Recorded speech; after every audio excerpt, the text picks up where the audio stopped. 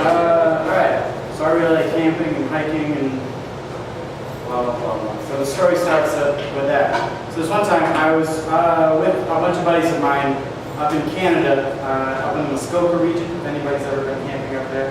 It's just beautiful. It's full of lakes and like the pine, lots of pine. And if you've been near pine lakes, the pine like falls into the lakes, and then the acidity from the pine and stuff as it's breaking down, it turns the water kind of black, which because it's so dark and it's so still, it's like beautiful reflections all the time. It's incredible. So, me and my buddies, I was with my lifelong friends and his family, his eccentric dad, some of his cool brothers, and then just some other people from our little group. And what we do is we take this long drive. Now to start off, there's this other guy with us.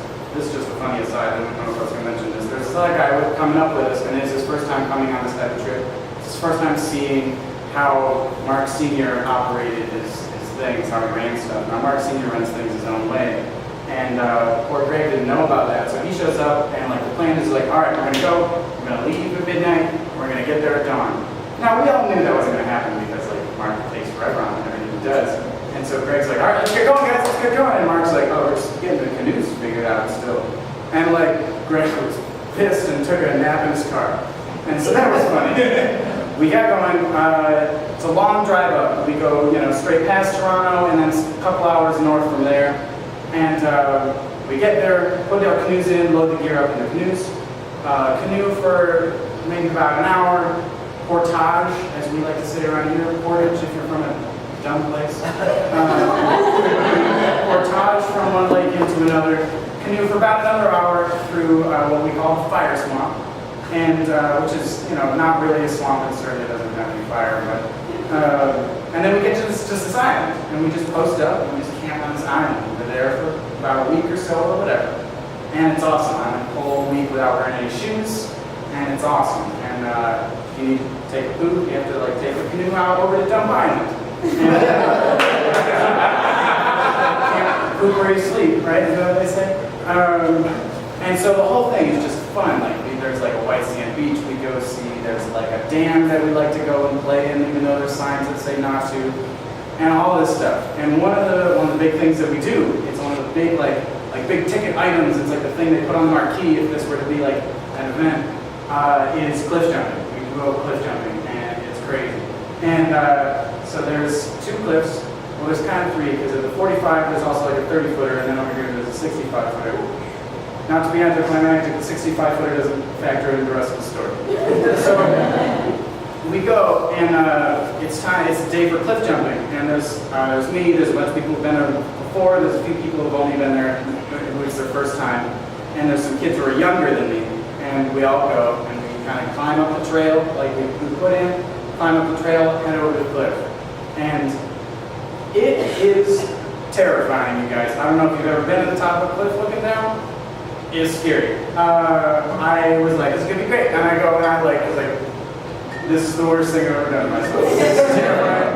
I was up there for a long time. I was like, I can't, and like, you can't just walk back down. You've hiked up, you can't like hike back down. You're at the top of the cliff. You have to jump into the lake. That's what you have to do. And I'm there, and like, everyone else is going. People are coming up and going again, and I'm just like, why am I here? What is happening? What is happening to me? And it got down to the only two people that hadn't jumped were me and like a little 12-year-old kid. And I'm like, man, Zach, this is terrifying, right? And he's like, yeah, this is pretty scary. And I'm like, this is the worst. And then he's like, well, here we go. And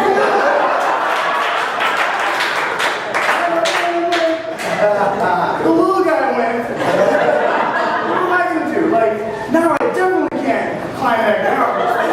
My friends are all down in the water looking back up at me. And I'm like, all right.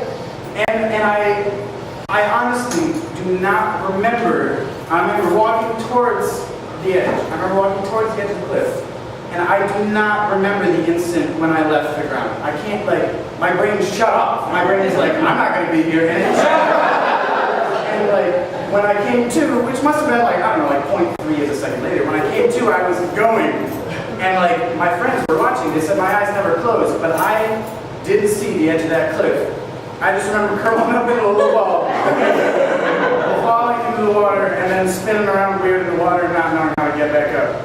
It was awesome. It was super fun. I wish I had done it again so I could have really enjoyed it. Because I want to do it when my brain is active. Next time I got up, I said, no, I'll just stay in the canoe and be a spotter. And that was the bravest or smartest way, I guess. The smartest way was to choose to be spotter so people didn't know that I was terrified. That's what I did the second time up. Hopefully I'll get a third time. I guess I'll have a sequel to the story.